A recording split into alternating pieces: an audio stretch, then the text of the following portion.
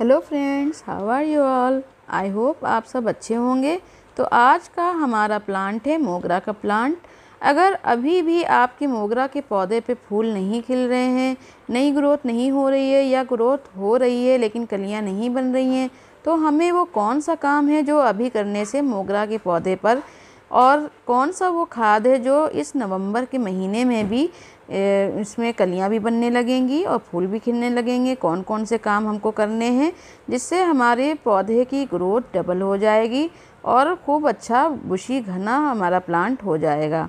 तो आज मैं आपके साथ जो चीज़ें शेयर करने जा रही हूँ, जो फर्टिलाइज़र शेयर करने जा रही हूँ, अगर आपने वो चीज़ें कर ली तो आपका प्लांट भी बहुत अच्छा घना हो जाएगा और खूब ढेर सारी कलियाँ बनाएगा और ऐसे ही छोटी से छोटी ब्रांचेस पे भी खूब ढेर सारी कलियाँ लगेंगी और ऐसे ही फ्लावरिंग भी करेगा। तो चलिए स्टार्ट करते हैं आज की वीडियो को।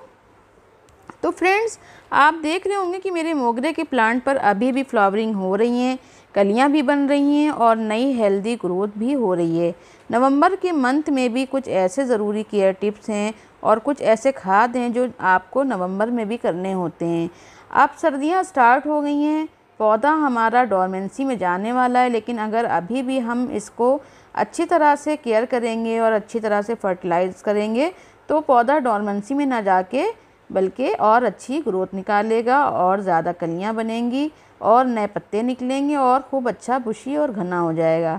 तो आप ये देख रहे हैं कि मेरे पौधे की जो पत्तियां हैं वो कितनी लश ग्रीन हैं और उसमें सब में ही कलियां आई हुई हैं। सारी जितनी भी इसकी स्टेम है सब में ही 5-5, 6-6 कलियां देखिए आपको दिख रही होंगी। छोटे से छोटे डाल पे भी कलियां बन रही हैं और फ्लावरिंग स्टार्ट है।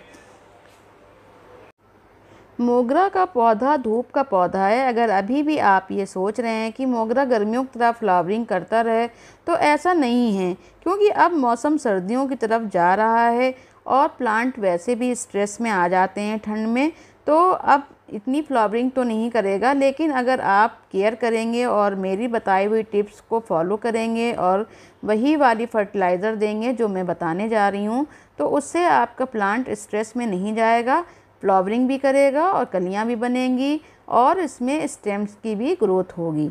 तो मोगरे को फुल धूप की ज़रूरत होती है। मोगरा का जो पौधा है वो गर्मियों का पौधा है, इसलिए इसको सर्दियों में भी पूरी धूप की ज़रूरत होती है। तो आप ऐसी जगह पे इसको रखना है आपको कि जहाँ पे 3 से 4 घंटे की फुल सनलाइट इसको मिले।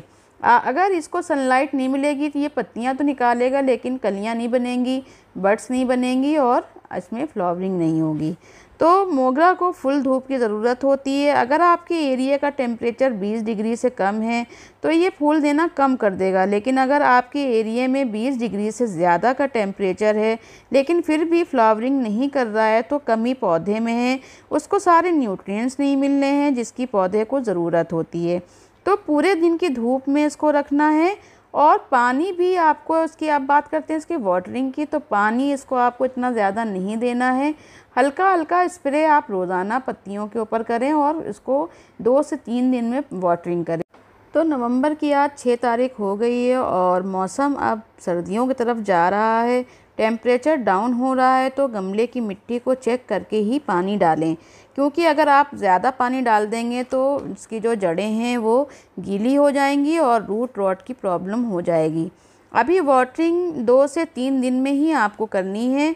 अगर मिट्टी हल्की मॉइस्ट है तो जैसे जैसे सर्दियां नज़दीक आ रही हैं तो मिट्टी बहुत जल्दी सूखती नहीं है, जिससे मिट्टी के अंदर फंगस लगने की बहुत चांसेस बन जाते हैं। तो मिट्टी की हल्की गुड़ाई करते रहिए और जिससे इसके अंदर कीड़े ना बनने पाएँ, क्योंकि अब मोगरे का पौधा डोरमेंसी की तरफ जा रहा है, यानी पौधा थोड़े दिनों के लिए सो जाएगा। ऐसी सिचुएशन में इसकी केयर करना बहुत ज़रूरी हो जाता है। बहुत ज़्यादा पानी देने से सर्दी में पौधा ख़राब हो जाता है, इसलिए पानी और इसकी सॉइल को चेक करके ही देना है। अगर आपके मोगरे के पौधे ने फूल देना बिल्कुल बंद कर दिया है, इसका मतलब ये है कि आपके पौधे की ग्रोथ रुक गई है और मोगरे का पौधा नई ग्रोथ पर, नई टिप पर ही फ्लावरिंग करता है।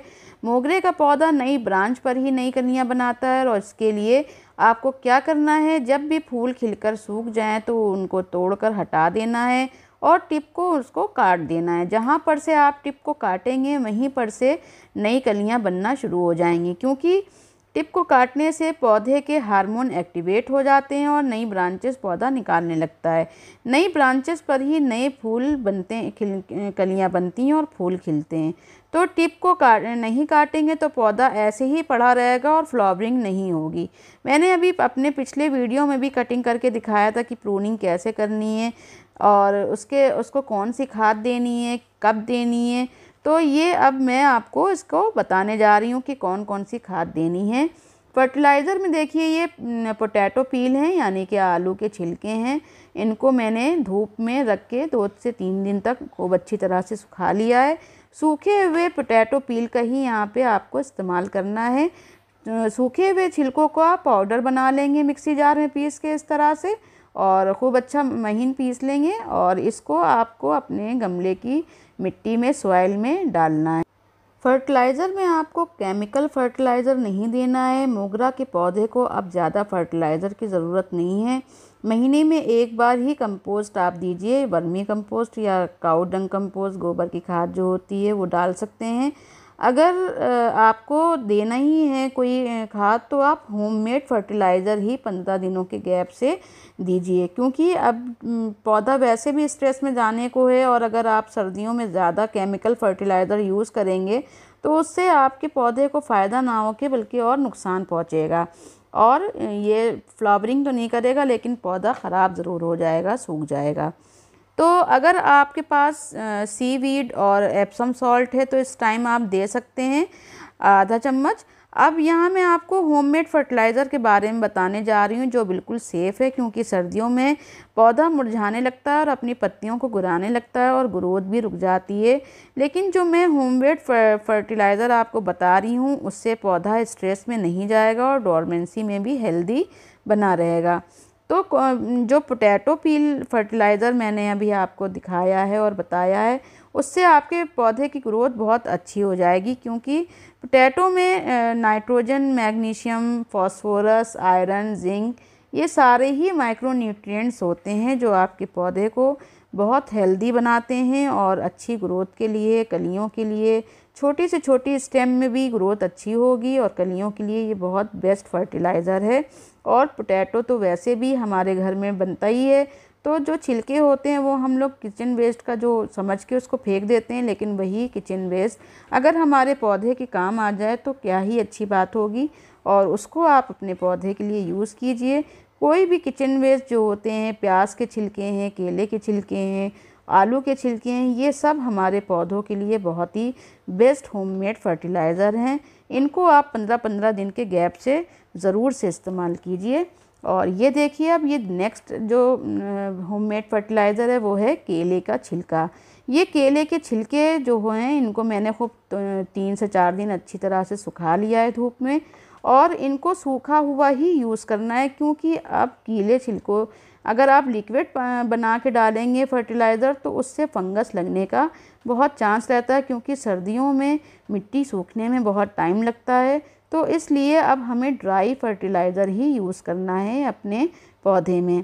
तो इनका भी हम पाउडर बना के डालेंगे, इनको भी मिक्सी जार में अच्छी तरह से पीस लेना है और जैसे पोटैटो पील को पीस के हमने यूज़ किया इसी तरह से केले के छिलकों को भी मिक्सी जार में ग्राइंड करके फिर इसमें इस्तेमाल करेंगे। केले के छिलके में और आलू के छिलके में nitrogen, magnesium, phosphorus, potassium, zinc, iron के साथ साथ कंप्लीट न्यूट्रिशन होते हैं। पोटेशियम से पौधे को ग्रोथ में हेल्प मिलेगी और पोटेशियम पौधे को सर्दियों में स्ट्रेस में जाने से बचाता है। ये खाद आप अपने सभी फ्लावरिंग वाले पौधे और जो डोरमेंसी में जाने वाले पौधे हैं जैसे पोर्टुलाका, गार्डेनिया और जो भी फ्लावरिंग वाले पौधों में फ्लावर्स नहीं आ रहे हैं उनमें आप 15-15 दिन में देते रहें तो उसमें फ्लावर्स आने लगेंगे। सुबह या शाम में ही इस फर्टिलाइज़र को आपको देना है, तभी सही रिज़ल्ट मिलेगा। धूप में इस फर्टिलाइज़र को डालने से अच्छा रिज़ल्ट नहीं मिलेगा, इसलिए आपको इसमें सुबह में या शाम में ही इस फर्टिलाइज़र को देना है। तो ये देखिए मैंने बनाना पील को मिक्सी जार में डाल के इसका पाउडर बना लिया है।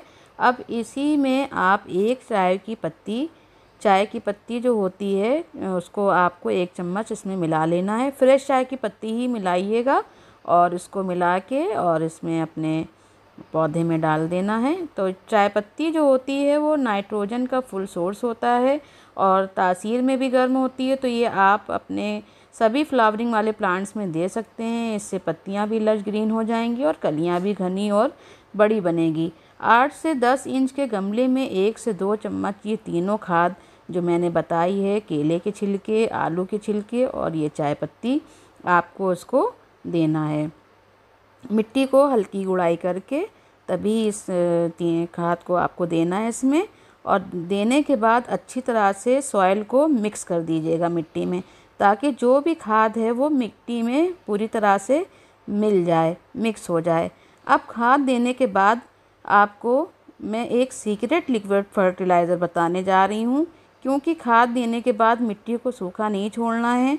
तो लिक्विड फर्टिलाइज़र जो आप डालेंगे इसमें, तो उससे जो ये वाली जो ड्राई खाद है वो मिट्टी की जड़ों तक, पौधे की जड़ों तक पहुँचेगी, जिससे जड़ों को न्यूट्रिशन पहुँचेंगे तो आपके जो प्लांट है उसमें बड़े बड़े फूल बनेंगे, कलियाँ भी बड़ी बनेंगी, पत्तियाँ भी लश ग्रीन होंगी, ब्रांचेस भी निकलेंगी और पौधा खूब घना और अच्छा बनेगा।